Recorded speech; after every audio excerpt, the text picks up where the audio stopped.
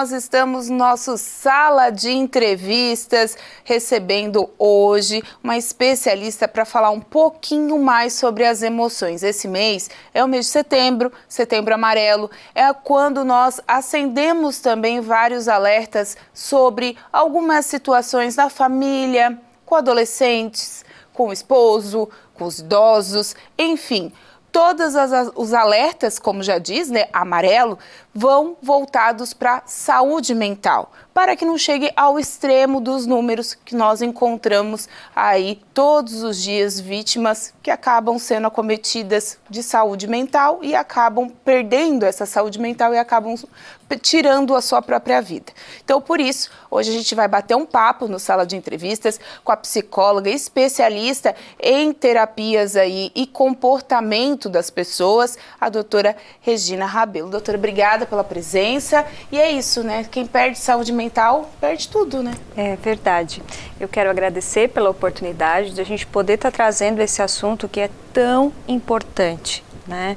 Os números nos mostram, infelizmente, que a gente precisa se atentar muito à questão da saúde mental para que esses números não aumentem ainda mais. A gente tem a característica da nossa região sul do estado, né, a região sul de Santa Catarina, dela ser uma região muito marcada pelos números de suicidas devido a vários fatores econômicos, fatores da própria criação, enfim. Também tem questões de clima, mas ultimamente os números eles não estão sendo muito divulgados, mas eles não deixaram de serem constatados, né, doutora? Exatamente, né? A gente, pelo menos a mídia, enfim, tenta buscar, né, trazer a informação, mas de uma maneira responsável, né, para que a gente possa de fato transformar isso numa informação e não numa especulação, né? Por isso todo esse cuidado em relação à forma que a imprensa traz isso. Mas não quer dizer que não aconteça. Infelizmente, os números têm aumentado, né? Uma das coisas que eu acho muito importante a gente pensar é que eles não aumentam por acaso, né? Existe uma série de fatores, uma série de variáveis que faz com que, né, aconteça isso, né? E aí a gente vai poder falar um pouquinho a respeito de quais são os fatores de risco para o suicídio. E qual é esse fator de risco, então? Por que as pessoas chegam, hoje elas não procuram uma terapia, ou alguns procuram e não vê uma solução? Quais são os fatores que mais chamam a atenção para as pessoas poderem tirar a própria vida? Bom, uma das coisas que a gente precisa entender é que o suicídio não é uma causa isolada. Então, mais de 90% dos casos de suicídio, eles estão atrelados, estão vinculados a algum tipo de transtorno mental. Então, quais são esses transtornos? A depressão, né, o transtorno bipolar, transtornos de ansiedade, transtornos relacionados ao uso de substância e outras drogas, né? Então, e também o transtorno da esquizofrenia. Então, quando, né, as pessoas com esse tipo de transtorno, né, com algum desses transtornos, ou até já tem a depressão e tem mais ainda, né, o uso do álcool, o uso de outras drogas, isso ainda causa mais latência, isso faz com que potencialize ainda mais o risco de suicídio. Quando essas pessoas elas estão nessa condição e elas não recebem o tratamento adequado, seja porque não vão em busca dele, ou seja porque às vezes nem tem condições de ir em busca dele, seja em questões financeiras, como às vezes a falta do apoio, da rede de apoio que a gente chama, né? Falta de um apoio da família, falta de apoio às vezes dos amigos, e essa pessoa não se dá conta do quadro, da gravidade do quadro dela, às vezes já está tão comprometida que não consegue mais perceber isso, acaba que a falta desse diagnóstico, a falta de um tratamento adequado, com a medicação, com a psicoterapia e em alguns casos até com uma possível internação, dependendo da situação que está esse transtorno, a gente tem aí como causa o suicídio. Então, é importante a gente pensar que ele não acontece por acontecer. Existe, né, um caminho para chegar até ele, né? A gente sabe também que alguns outros fatores também são relevantes, né? Como algumas pessoas que já são mais vulneráveis psicologicamente, emocionalmente, quando passam por situações de estresse muito forte, situações da sua vida, né, que às vezes não consegue lidar com aquela situação, também com a falta da rede de apoio, né, acaba que muitas vezes, né, num ato desesperado, né, se acomete do suicídio também, né? Mas a gente precisa entender que isso é a minoria. A maioria dos casos de suicídio estão atrelados aos transtornos mentais. E isso leva muita gente a pensar, né? Eu tenho vergonha de procurar um psicólogo, eu não vou passar por isso, não tenho dinheiro, mas até mesmo o poder público hoje oferece, tá certo, ainda é um sistema muito burocrático, né, doutora? Para se chegar, se ter aquele tratamento, aquele acompanhamento no poder público, mas mesmo assim tá lá, tá disponível. Se também ninguém for procurar, não tem como buscar com a mão, né, pela mão. Então, muito da vergonha também, né, de não chegar a buscar um tratamento, ou então pelo menos o primeiro passo, algo assim. É difícil porque ainda hoje, né, por mais que tenha se falado muito nessa questão da saúde mental, muito diferente talvez de algumas décadas atrás, mas ainda hoje a gente ainda tem um certo preconceito, né? Então a sociedade ainda carrega um pouco desse preconceito em relação à pessoa que às vezes está acometida por um transtorno, né, de bipolaridade ou outros transtornos. A própria pessoa, às vezes a própria família, né, acaba não validando aquele sofrimento daquela pessoa e ela vai cada vez se fechando mais, se isolando mais, potencializando ainda mais aquele sofrimento e aquele quadro psicopatológico. Acaba que também, aí ela sente vergonha e com isso ela não busca pelo tratamento.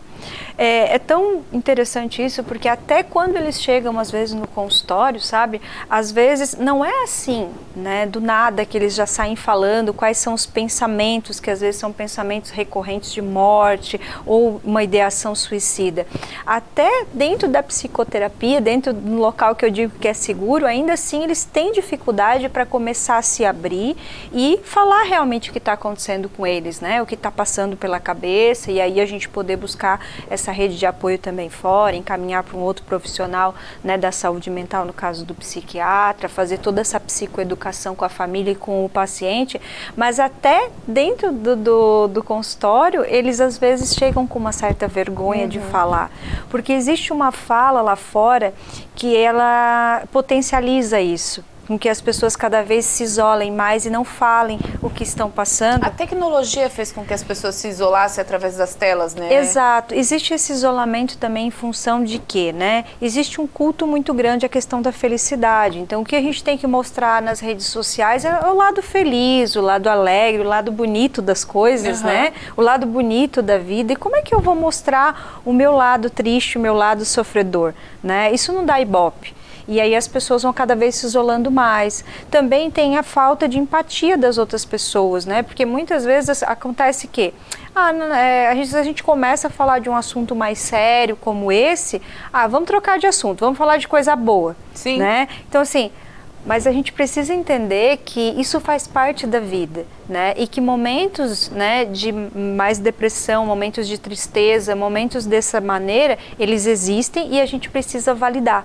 Né? Caso contrário, as pessoas vão ficar cada vez mais intimidadas e vão falar cada vez menos e procurar o tratamento cada vez mais tarde. Aquele negócio da família da margarina, né, do comercial de margarina, ainda persiste no imaginário, né? Todo mundo acha que vai casar e vai ter o final feliz igual o Conto de Fadas, mas esquece que o Conto de Fadas eles não dão depois, né? Termina na festa do casamento e o depois ninguém sabe muito o que aconteceu ali. Isso. Então as pessoas ainda têm esse culto do Conto de Fadas, tem o culto da maneira da família da margarina ali ao redor da mesa, todo mundo feliz, satisfeito, e quando vem uma dificuldade, às vezes eles não seguram a onda, né? Não seguram o baque sozinho, né? E aí essa falta, né, do que a gente chama de rede de apoio, que seria a família, os amigos, faz com que essa pessoa acabe comprometendo ainda mais a sua saúde mental, justamente porque não vai buscar, então não tem o apoio para buscar por um tratamento adequado. A senhora que é especialista, né, na fase comportamental,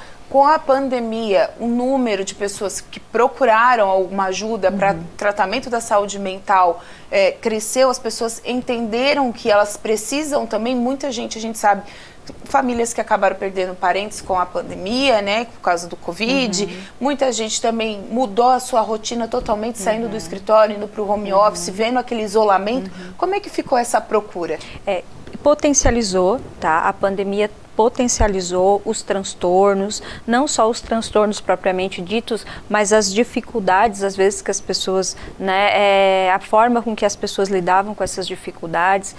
O isolamento por si só já é um fator estressante, porque nós somos seres sociáveis, ser humano é um ser sociável, a gente quer estar próximo das pessoas que a gente gosta, a gente precisa disso para a gente se nutrir, para a gente poder se manter vivo emocionalmente, e quando isso é impedido de uma forma tão brusca como foi o caso de quando surgiu tudo isso, claro que é um fator muito estressante, né? Para quem não tem nenhum tipo de transtorno, para quem já tinha algum tipo de transtorno, isso intensificou ainda mais, porque pessoas, né, que já tinham, né, um transtorno depressivo acabaram ainda mais deprimidas, pessoas que tinham transtornos de ansiedade, transtorno de ansiedade social, cada vez se isolaram mais, né?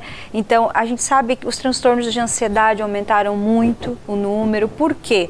Justamente pela falta da perspectiva, né? Por toda essa insegurança que a pandemia trouxe, não se sabia como que as coisas iam caminhar dali para frente, né? Tanto a parte financeira quanto as mortes, o luto coletivo. Às vezes eu não tive luto por alguém que morreu muito próximo a mim, mas tive colegas, tive amigos, né? Então a empatia pela dor do outro, então isso intensificou muito e também fez com que as pessoas buscassem, né, por ajuda profissional. Então, sobre isso a gente vai falar no próximo bloco. Vamos continuar esse assunto, porque saúde mental, gente, é tudo na vida. Se você não tem saúde mental, não adianta ter braço forte, perna forte, que não vai, a cabeça não acompanha o corpo. Então a gente volta já já com o nosso Sala de Entrevistas falando um pouquinho mais sobre isso. Aguarda rapidinho.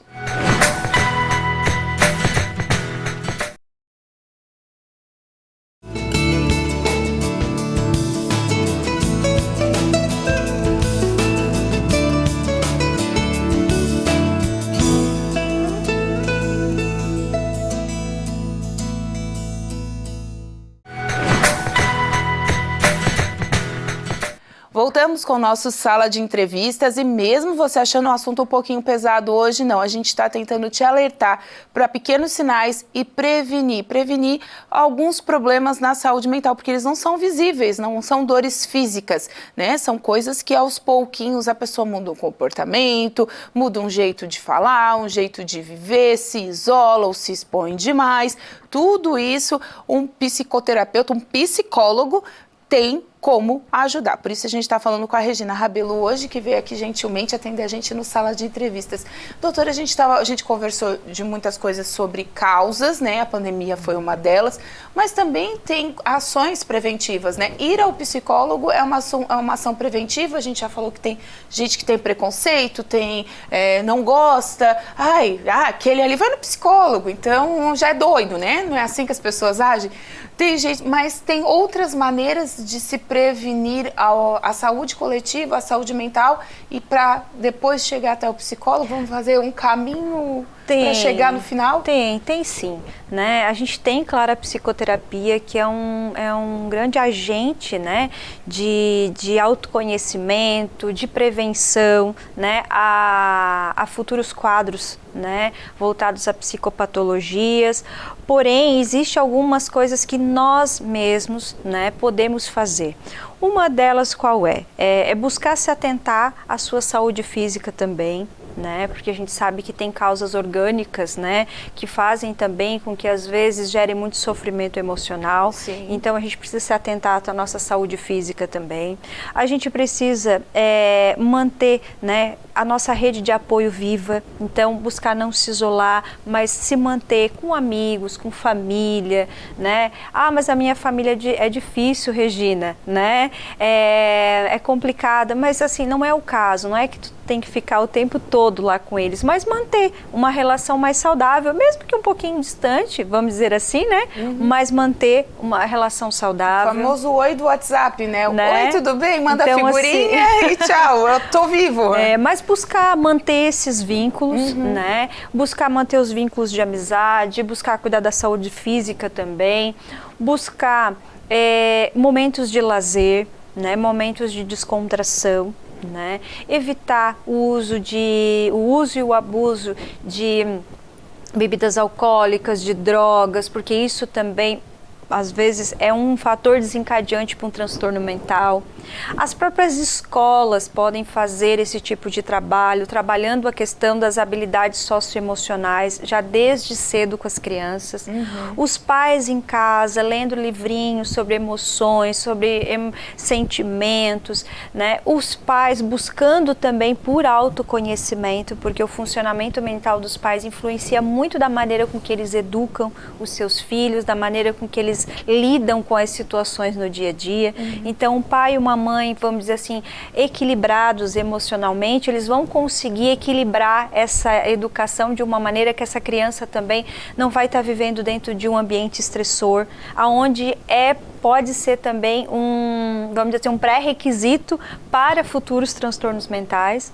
Estar atento também se a sua família já tem algum caso de transtorno mental, o pai, ou a mãe, o avô, um tio, né? Porque a gente acaba ficando mais vulnerável, acaba tendo predisposição, né, a desenvolver tem a predisposição também. Genética? Sim, a gente tem, né? Então a gente tem aí a predisposição para depressão, para bipolaridade, enfim, nós temos predisposição para o próprio alcoolismo. Então, se a gente não cuidar, né, assim como às vezes a gente diz assim, eu vou cuidar porque a minha família já tem problema de pressão alta, então eu tenho que me cuidar. Né? A gente não faz isso, né? Eu já tenho que me cuidar para não ter problema lá na frente. Da mesma maneira, se eu tenho casos, né, de transtornos mentais na minha família, eu também preciso já ficar atento, porque eu tenho maior possibilidade de desenvolver. Então, o que eu vou fazer para melhorar isso, para isso não vir à tona?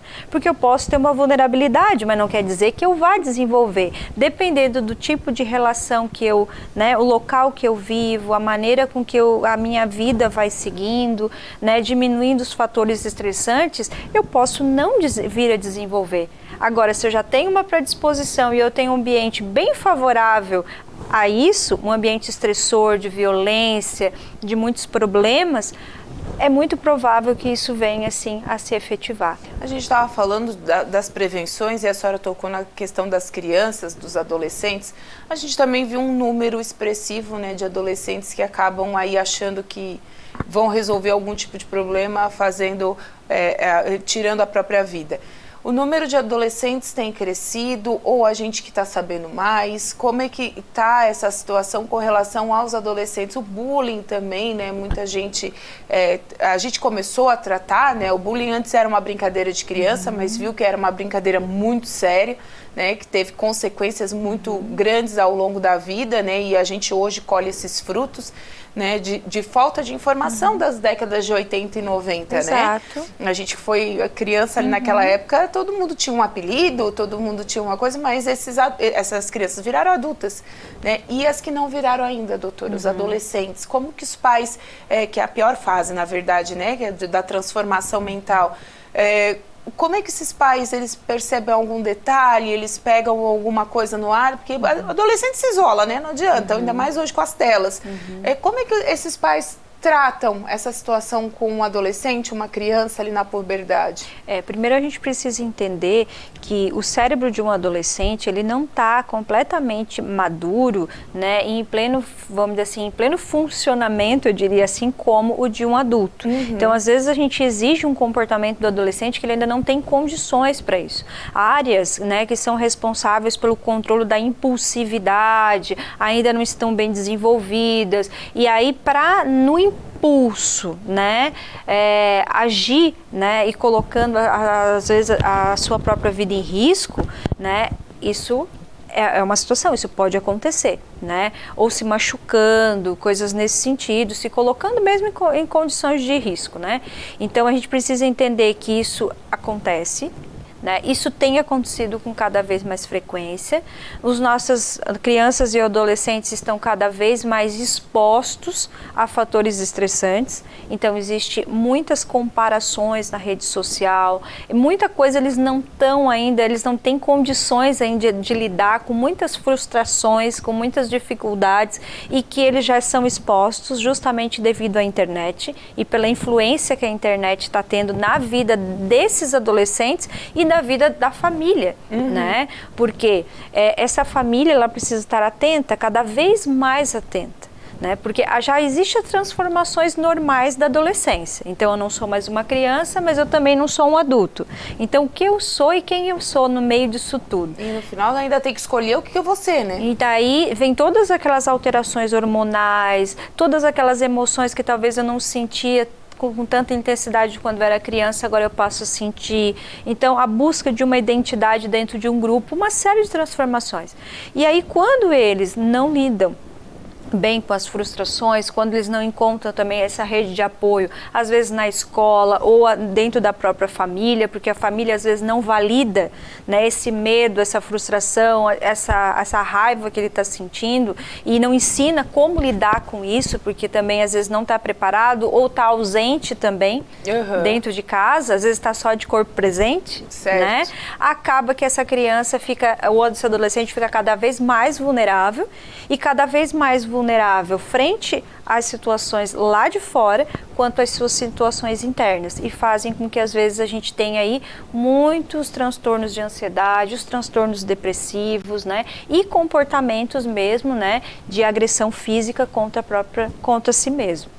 Isso é uma situação bem preocupante, até porque, né, eles, como a senhora disse, são os mais vulneráveis e as coisas chegam mais fáceis neles, né? É uma informação, são desafios, são jogos, para se enturmar, para ser o descolado da turma, enfim, isso ainda existe, não é coisa de filme americano, né? Não. Existe no dia a dia, eles mesmos se desafiam, não, eu quero ser daquela turma porque gosta de futebol, mas eu não tenho habilidade, eu quero ser jogador de basquete, mas eu não sei, e eles acabam se cobrando o dobro, né, doutora? E é importante aí os pais ficarem atentos aos sinais, porque sempre existe sinal, só que eu só vou conseguir identificar algum sinal, né, se eu também conhecer bem o meu filho. Sim. Porque eu só vou conseguir perceber que o comportamento dele está diferente se eu sei qual é o comportamento normal dele.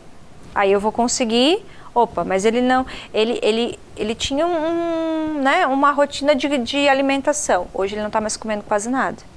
Ele tinha uma rotina de sono, hoje ele não está mais dormindo quase nada ou está dormindo demais. Tudo bem, ele não era, vamos dizer assim, não era o mais pleno, né, o mais calmo, mas hoje ele está muito mais irritado do que ele estava antes. Ou ele está muito mais fechado, né, introspectivo do que era antes. Ele não quer mais, ele tinha amigos, hoje ele já não quer mais conversar tanto, hoje ele já não faz mais questão. Ele está muito tempo na frente das telas e está pouquíssimo tempo junto com a gente. Então, assim, ele tá usando só camiseta de manga comprida. Tá, mas tá calor. Por quê? Será que tem alguma coisa ali que ele não quer que a gente veja? Será que não tá se machucando e a gente não tá percebendo? Então, assim, a gente precisa estar atento, porque se a gente não ficar atento a esses sinais, a gente perde a oportunidade de trabalhar a prevenção, de antes de desenvolver um transtorno, a gente já ter ali uma maneira de conseguir lidar com aquele sofrimento, né? Sem precisar, às vezes, de uma intervenção maior. Então, a gente vai ter outros programas que a gente vai convidar a doutora para conversar mais com a gente. O papo fluiu e passou rapidinho, né? Doutora, para a gente encerrar, a gente tem um minutinho, deixa um recado para as pessoas, para elas pararem, né, de ter preconceito para cuidar da sua saúde mental, né? Então, que a gente tenha consciência de que o nosso corpo e a nossa mente precisam estar em pleno funcionamento para que a gente possa, aí sim, né, produzir, trabalhar, amar, viver, né, e que então a gente tenha de fato esse autocuidado com a gente. Quero de antemão também entregar o material do CVV, né, Opa, que é um canal de informação e de acolhimento às pessoas que estão em sofrimento. O lacinho e amarelo. Também o lacinho, né, do amarelo, que é o símbolo, né, da campanha do Setembro Amarelo. Gente, qualquer dúvida, se tiver algum problema em casa, quer conversar, não tem com quem conversar, ó, liga 188, é gratuito. O CVV de Criciúma, da nossa região, é um dos referências no Brasil, sigilo absoluto, né? As pessoas estão lá para te ouvir, para te ajudar, para que você tenha um final mais feliz do que aquele que você acha que vai dar tudo certo. Doutora, obrigada mais uma vez pela participação. Eu que agradeço. Então, gente, esse foi mais um Sala de Entrevistas para você. Até o próximo programa. Tchau.